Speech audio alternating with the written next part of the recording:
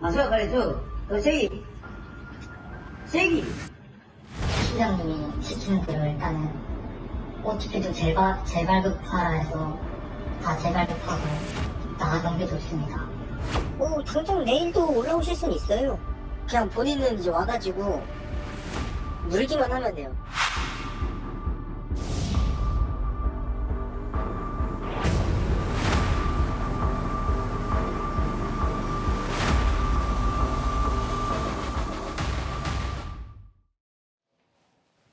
캄보디아 범죄 단체에 납치돼서 고문 끝에 안타깝게도 목숨을 잃은 우리 한국 대학생. 자, 그 뒷이야기들이 나오면서 더 충격입니다. 어떤 가혹 행위를 당했는지 하나둘씩 증언이 나오고 있는데요. 맞다가 너무 아파서 통증을 호소했더니 병원에 데려다 주기는커녕 끝내 이역만리 타구에서 숨을 거두고 말았습니다. 숨진 학생과 같은 조직에 감금돼 있던 한국인과 연락이 닿았습니다. 함께 들어보시죠.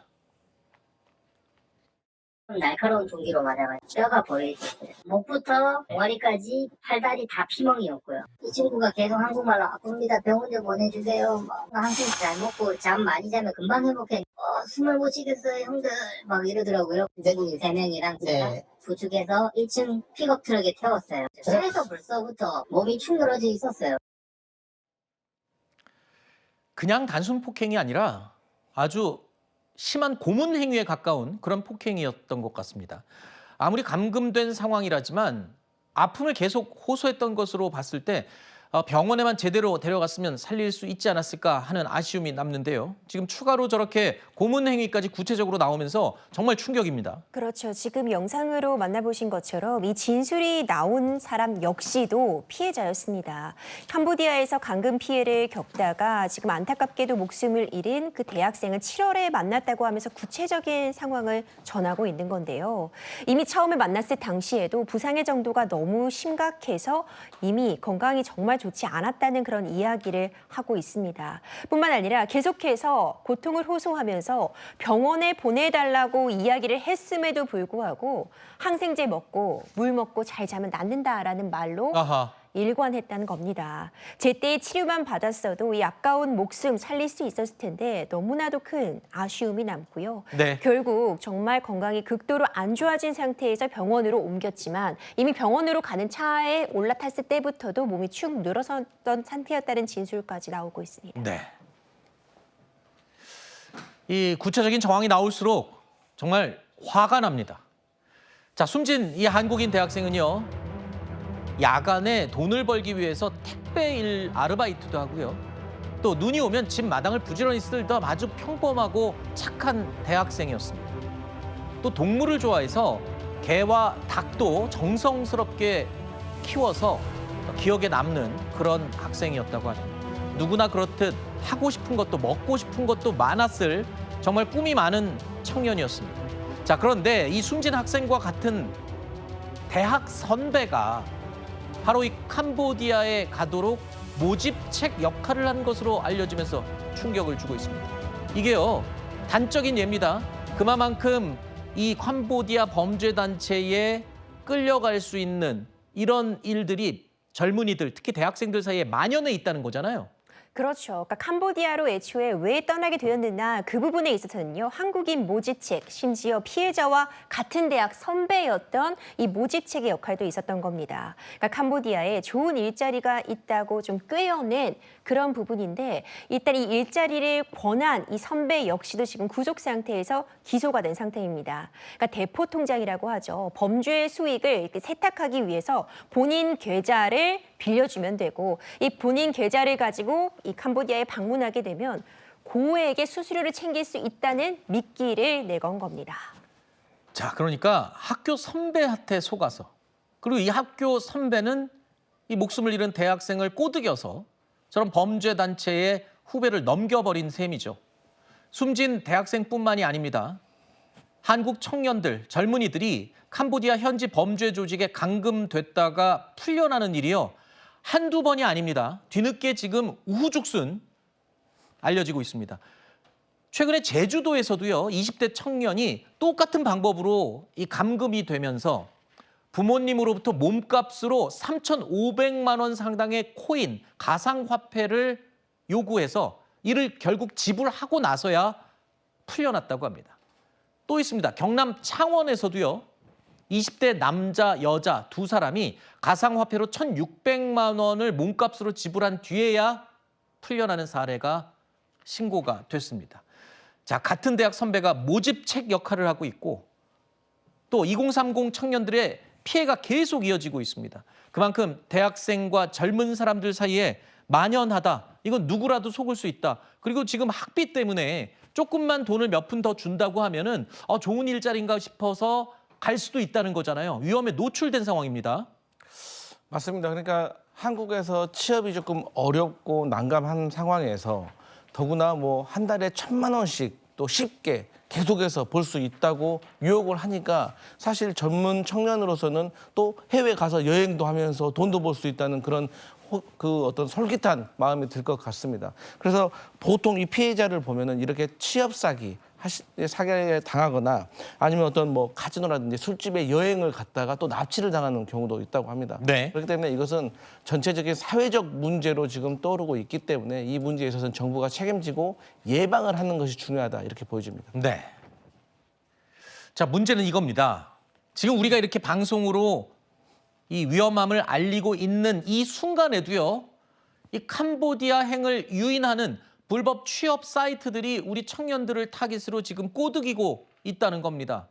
저희 채널A 기자가요. 실제로 이 일당들한테 내가 일자리를 구한다라고 이야기를 하면서 구인글을 올린 그 사람과 통화를 해봤습니다. 뭐라고 했을까요? 들어보시죠. 대세는 8%고요. 기본급 2,000입니다. 시작하면 언제 갈 수 있는 거예요? 뭐 당장 내일도 올라오실 수는 있어요. 그냥 본인은 이제 와가지고 물기만 하면 돼요. 저게요. 저는 영화에서 봤습니다. 범죄도시 시리즈에서 저 내용이 나오거든요. 저렇게 좋은 일자리다, 돈 벌러 와라 뭐 이런 식으로 해서 갔다가 붙잡히는 경우를 제가 봤는데 지금 이게 일반 국민들은요. 드라마, 다큐멘터리, 영화 뭐 이런 데서 다 봐서 알고 있습니다. 그리고 또 드라마나 영화가 허구의 얘기이긴 하지만 다 현실을 바탕으로 하는 거 아닙니까? 그만큼 이렇게 만연해 있다는 건데 이제 와서야 이제 언론을 통해서 이 사망한 대학생 얘기가 알려지면서 사람들이 이제 진짜로 믿기 시작한 것 같습니다. 심지어는 네티즌들과 일반 국민들이, 누리꾼들이 이런 이 구인 광고들을 앞다투어 지금 신고하고 있다고요? 그렇습니다. 지금 이 순간에도요, 이 불법 해외 취업 알선 사이트에는 계속해서 이런 모집, 고수익 알바를 가장한 이 범죄 조직의 취업을 알선하는 이런 글들이 올라오고 있습니다. 앞서 살펴봤던 것처럼 제주에서도 그렇고 창원에서도 그렇고 지난 7, 8월에 이미 관련해서 신고 건들이 뒤따랐습니다. 실제로 가상화폐로 돈을 지급하고 풀려낼 수 있었는데 이런 고수익 알바 제한글이 얼마나 허무맹랑한 글이라면요. 현지 물가를 감안해야 됩니다. 네. 지금 이런 알바 미끼글들이 뭐 한 달에 뭐 많게는 1,000만 원까지도 벌 수 있다. 일주일에 100만 원 이상, 뭐 400~500만 원도 벌 수 있다고 유혹하고 있는데 현지 인건비를 감안하면 절대로 나올 수 없는 금액입니다. 네. 이런 고수익 알바를 미끼로 하는 이런 글들은 모두 다 사기라고 보는 게 정확할 것 네. 같고요. 지금까지 왜 어떤 대책도 나오지 않았는지 지금 이 시점에도 이런 알선 글들이 올라오고 있는 부분은 막을 수는 없는 것인지 정말 네. 안타깝습니다. 혹시라도 여러분도 이런 캄보디아에서 구직, 고액 알바를 구한다라는 글을 인터넷에서 보신다면 반드시 신고해 주십시오. 이 캄보디아 현지에서는요. 지금 선교사 한 분이 구조 활동을 벌이고 있는데요. 이 선교사의 말을 들어보면 정말 끔찍합니다. 우리가 모르게 정말 많은 인원들이 아직도 현지에서 구조를 기다리고 있다고 합니다. 봉고차를 타는 순간 바로 구타가 시작되면서 핸드폰과 여권을 뺏고 바로 그냥 팔려버 나가는, 어떤 친구들은 아예 밖을 전혀 못 나가게 만들고 그 안에서 먹이고 재우면서 마치 가축기르듯이 사육하듯이 이렇게 지내는 친구들도 있거든요. 지금도 제가 지금 실패 중에 있는 친구들이 2~3명이 있고 지금쯤 아마 구타를 당하면서 구조를 기다리고 있지 않을까 생각이 되네요. 자, 캄보디아의 범죄 단체가 지내는 소도시가 있습니다. 범죄 단지인데 지금 영상에 보면 저곳입니다. 저거를 보기 전까지는 아니 왜 틈을 타서 도망가지 못했을까? 뭐 이렇게 생각하시는 분들 계실 텐데요. 지금 저기 보시면요. 담벼락이 2, 3m 높이가 넘고요. 전기가 설치돼 있고요. 감전되도록. 그리고 완전 철창으로 다 막혀 있습니다. 창문들이. 그러니까 이 완전히 소도시 단지가 범죄 단지인데 저기를 탈출하는 건 꿈도 못 꾼다고요. 그런데 저런 단지가 한두 곳이 아니라면서요. 그러니까요. 이제 저렇게 안전장치를 해놓고 또 그럼에도 불구하고 탈출을 하다 시도를 하다가 만약에 잡히게 되면 더 큰 화를 불러일으킬 수 있는 그런 협박을 하기 때문에 일반인으로서는 쉽게 도망가기 어려운 상황이라고 제가 전에 들었습니다. 그리고 문제는 뭐냐면 사실 저들이 이 지인들에게 돈을 뜯어내기 위해서 본인의 휴대폰을 주는 경우가 있다고 해요. 아하. 그러면 그 휴대폰을 받아가지고 몰래 신고하는 경우가 있다고 합니다. 네. 그런데 제가 아는 지인 한 명이 저기서 탈출한 분이 있는데 아하. 근데 그분 말이 외교부에서 이렇게 신고를 하면은 뭐 현장 사진이라든지 네. 본인 요건 사진이라든지 이런 것을 첨부해서 다시 텔레그램으로 신고를 해달라고 하는 아니 거예요. 그 극박한 상황에 어떻게 그런 걸 합니까? 그 사람이 그렇게 말했는데 결국 현지에는 우리 외교부 직원들이 적기 때문에 아하. 경찰이 언제 출동할지도 모른다는 거죠. 이런 것도 제가 봤을 때는 제도적으로 개선이 돼야 된다는 것이고 네. 사실 어쨌든 제일 먼저 중요한 것은 사실 우리가 캄보디아에 원조 개발 비용도 상당히 연간 한 200억씩 주거든요. 그렇기 네. 때문에 현지에서 사실 수사기관과의 협조가 잘 돼야 되고 네. 또 우리도 주 캄보디아 대사관에 지금 현재 경찰이 3명밖에 없습니다. 네. 추가적으로 인력을 배치해야 된다. 네. 이렇게 보여집니다. 국민의 안전과 목숨을 지키는 건 대통령 그리고 나라의 의무이자 반드시 해야 될 책무죠. 이재명 대통령도 이 부분을 강조를 하고 있습니다만 이렇게 많은 한국인들이 감금되고 고문을 당하고 피해가 이어지고 있는데도 글쎄요. 제가 아까 말씀드렸듯이 이거는 최근에 갑자기 일어난 일이 아닙니다. 오죽하면 영화나 드라마에서 이 얘기를 소재로 잡은 지도 수년이 지났습니다. 그렇다면 정말 많은 피해자들이 지금 갇혀 있고 고통을 당하고 있다는 건데 나라는 그럼 뭐 하고 있는 거냐? 정부는 도대체 지금까지 뭐 했냐는 거죠. 우리 정부는 자국민 보호를 위해서 뭘 하고 있었냐는 지적이 나올 수밖에 없는 대목입니다. 어제 국회 국정감사장에서도요. 캄보디아 사태에 대한 여야의 질타가 일제히 쏟아졌습니다. 대사도 없고 외교부 장관이 뭐를 하고 있는 거예요? 추가로도 특단의 대책을 마련하고 시행해서 남의 나라 가가지고 대한민국 국민이 300명, 400명, 500명이 납치해서 감금되고 거기서 연락두절이 되고 있는 그런 상황이 확인된 거 아니에요? 이걸 그냥 놔두고 있는 거예요? 지금까지 상황 인식과는 완전히 달라야 되는 거예요. 이 문제를 외교적인, 경찰적인, 심지어 군사작전까지도 저는 가능한 수준으로 가야 된다. 캄보디아 군경까지 협조해서 우리 군사작전을 지금 벌여야 된다고 저는 생각하는데 어떻게 생각하십니까? 거기까지 안 가고 저희가 해결할 수 있으면 좋겠는데요. 하여튼 모든 걸 포함해가지고 지금 조치를. 경찰청장 말은 이렇습니다. 캄보디아가 다른 동남아시아 국가들에 비해서 협조가 좀 잘 안 된다. 그렇게 얘기를 합니다. 이게 협조 핑계를 대야 될 일일까요?